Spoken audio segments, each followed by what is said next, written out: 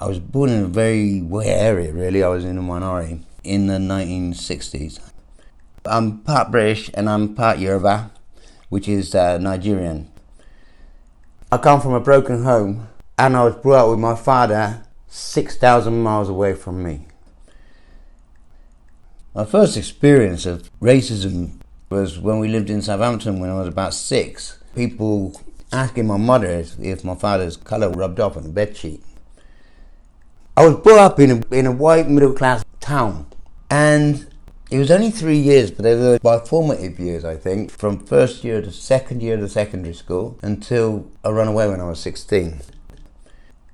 My stepfather was a white guy and he lived in South Africa. He used to tell us things like the reason why Africans use pepper is disguised as a taste of gone off meat and stuff. And he didn't really like us eating rice inside the house and things like that, you know. I think it took me a lot away from my culture. I was suspicious of black culture at the age of 14, 15. I was wary of it. And I'm black. There's someone telling you this and this and this one done that, and it said it on the telly. But not you, you're not the same. But I am the same as them. When they're claiming me, they're also denying me, aren't they? And they're also saying words like, for instance, I don't find the N-word as offensive as some black people do. I think it's just because of my upbringing. I've been familiarised with that word ever since I've been a kid. Whereas if I was brought up in a ghetto, nobody says that word. No white guy is going to come inside there and say it.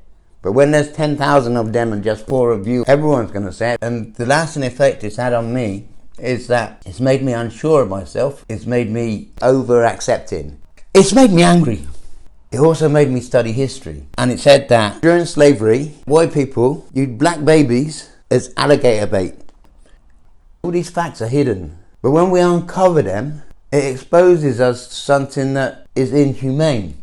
Something that people don't want to accept that they ever did.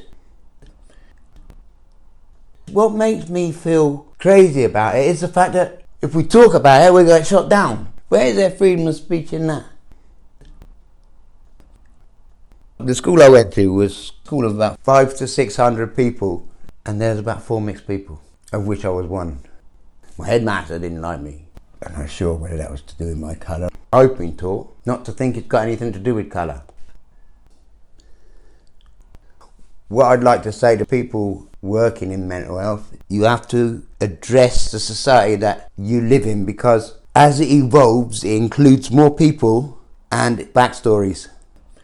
To alleviate the symptoms of mental health, to create a more positive person, you need to change the view in society.